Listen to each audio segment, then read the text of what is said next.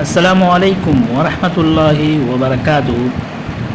الحمد للہ رب العالمین والصلاة والسلام علی رسول الکریم وعلی آلہ واصحابہ اجمعین ومن تبعهم بإحسان إلى يوم الدین، اما بعد، اعوذ باللہ من الشیطان الرجیم، بسم اللہ الرحمن الرحیم۔ رب اشرح لی صدری ویسر لی امری واحلل عقدۃ من لسانی یفقہوا قولی۔ تمام تعریفیں اللہ رب العالمین کے لیے ہے کہ جس نے اللہ تبارک و تعالی نے اس کائنات کو بے مقصد پیدا نہیں کیا۔ اس کائنات میں اللہ تبارک و تعالی انسانوں کو اس کی عبادت کے لیے پیدا کیا ہے۔ تو یہ دنیا اللہ تبارک و تعالی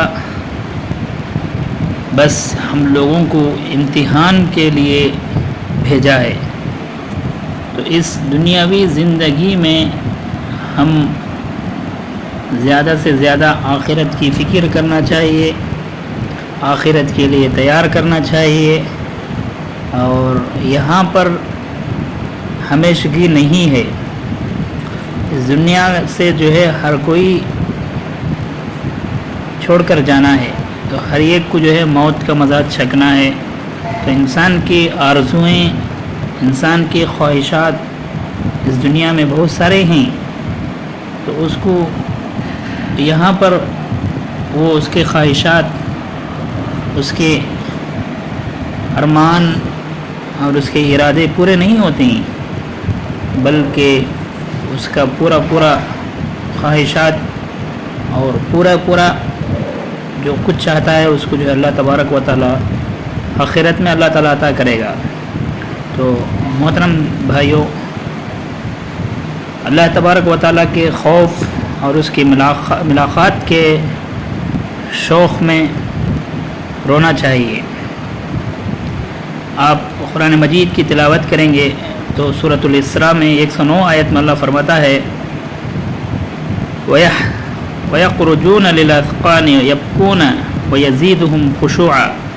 اللہ تعالیٰ نے فرمایا وہ روتے ہوئے ٹھوڑیوں کے بل گر پڑتے ہیں۔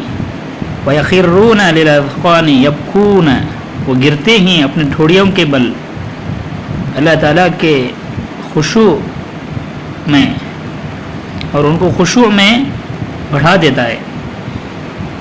محترم بھائیو، وہ اللہ تعالیٰ کے ڈر سے روتے ہیں، وہ روتے ہیں، اپنے ٹھوڑیوں کے بل گرتے ہیں۔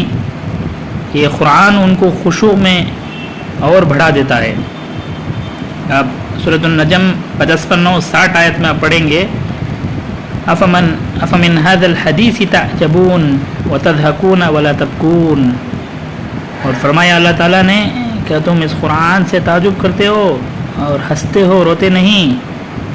محترم بھائیو، ان میں اہل ایمان کے رونے کا اور کافروں کا اس کے برعکس ہنسنے کا ذکر ہے، جس سے معلوم ہوا کہ اہل ایمان کا وصف اللہ کے خوف اور اس کے شوق ملاقات میں رونا ہے، اور کافر اس وصف سے محروم ہوتے ہیں، بلکہ وہ قرآن سن کر ہنستے اور مذاق کرتے ہیں۔ محترم بھائیوں، اللہ تعالیٰ کا خوف، اللہ کا ڈر ہمارے دلوں میں ہونا چاہیے، اور اللہ تعالیٰ کی ملاقات سے شوق رکھنا چاہیے۔ اور محترم بھائیوں، اسی طریقے سے ایک حدیث آپ کے سامنے پیش کر رہا ہوں۔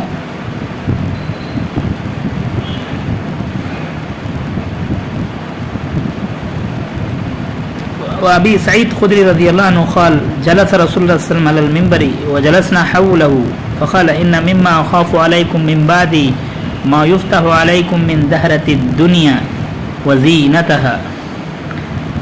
ابو سعید خدری رضی اللہ عنہ سے روایت ہے کہ ایک مرتبہ رسول اللہ صلی اللہ علیہ وسلم منبر پر تشریف فرمائے ہوئے اور ہم بھی آپ کے ارد گرد بیٹھ گئے۔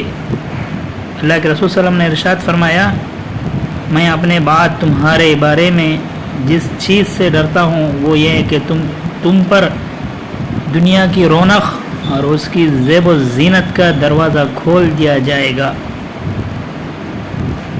اسی طریقے سے آپ دوسری حدیث میں دیکھیں گے اللہ کے رسول صلی اللہ علیہ وسلم فرماتے ہیں بے شک دنیا شیریں اور شاداب ہیں، ذوق و بصر دونوں کی لذت کی جامع ہے، بس یقیناً اللہ تعالیٰ اس میں تمہیں جانشین بنا کر دیکھے گا کہ تم کیسے عمل کرتے ہو، بس تم دنیا کے فریب سے بچو اور عورتوں کے فتنے اور مکر سے بچو۔ آپ ان دونوں حدیث کا مفہوم آپ جانیں گے۔ یہ حدیث باب التقوی رقم 70 میں گزر چکی ہے۔ عورتوں کے مکر و کید سے بچنے کی بطور خاص تاکید سے معلوم ہوتا ہے کہ مردوں کے لیے عورت کا فتنہ نہایت ہی خطرناک ہے، اور اس تنبیہ سے مقصود یہ ہے کہ اس سے بچنے کے لیے بھی خاص اہتمام کی اور ان احتیاطی تدابیر کے اختیار کرنے کی ضرورت ہے جو شریعت نے بتائی ہے، مثلا پردہ، نظر نیچی رکھنے کا تعلق سے، اختلاط سے، مرد و خواتین کے ایک ساتھ رہنے، بالخصوص خلوت نشینی، مرد کا عورت کے پاس تنہا اختیار کرنا سے پرہیز کرنا چاہیے۔ جو لوگ شریعت کی بتائی ہوئی ان ہدایات کی پرواہ نہیں کرتے، اپنے من مانے طریقے سے جی رہی، وہ بالعموم عورت کے ناز و ادا کے تیروں سے کھال اور اس کی زلف گردہ گیر کے عاصر و اس کے جلوہ حسن کے قتیل ہو جاتے ہیں۔ محترم بھائیوں، اسی طریقے سے آپ انس رضی اللہ عنہ کی حدیث آپ دیکھیں گے کہ اللہ کے رسول صلی اللہ علیہ وسلم فرمائے کہ لا عیش الا عیش الآخرہ، زندگی تو بس آخرت ہی کی زندگی ہے، لا عیش نہیں ہے کوئی زندگی سوائے آخرت کے، یعنی آخرت کی زندگی ہے، ہمیشہ کے لیے ہے۔ آپ اسی طریقے سے دوسری حدیث میں آپ جانیں گے، انس رضی اللہ عنہ روایت کرتے ہیں کہ اللہ کے رسول صلی اللہ علیہ وسلم فرمایا 3 چیزیں میت کے پیچھے لگتی ہے، یعنی کوئی انتقال ہو جاتا ہے تو اس کے پیچھے 3 چیز لگتی ہے، باقی سب جو ہے ختم ہو جاتے ہیں، اس کے گھر والے، مال اور اس کا عمل۔ پہلا جو ہے گھر والے، میت جب انتقال ہوتا ہے تو اس کے پیچھے گھر والے جاتے ہیں دفناتے تک، پھر دفنانے کے بعد واپس ہو جاتے ہیں، اور اس کے ساتھ مال رہتا ہے اور مال بھی جو ہے ختم ہو جاتا ہے، اور اس کا عمل۔ پھر 2 چیزیں تو واپس آ جاتی ہے، ایک تو باقی رہ جاتی ہے، اس کے گھر والے واپس آ جاتے ہیں، اس کے مال واپس آ جاتے ہیں، اور اس کا عمل اس کے ساتھ ہی باقی رہ جاتا، بلکہ بخاری اور مسلم کی حدیث ہے۔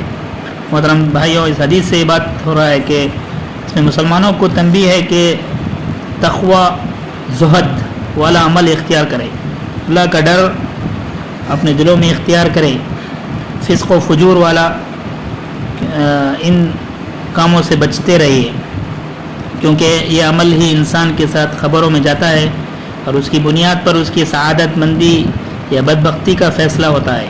اگر عمل صالح کی پونجی ساتھ لے کر جائے گا تو برزخ میں آسودگی اور راحت کی زندگی سے بہراوار ہوگا، اور اگر اس کا دامن عمل صالح سے خالی ہوگا تو چاہیے اس نے کروڑوں اور اربوں کی جائیداد اپنے پیچھے چھوڑی ہو، اور اس کے قطعاً کوئی کام نہ آئے گی، کیونکہ اس کے ساتھ جانے والا تو اس کا برا عمل ہوگا جسے اس نے اختیار کیے رکھا۔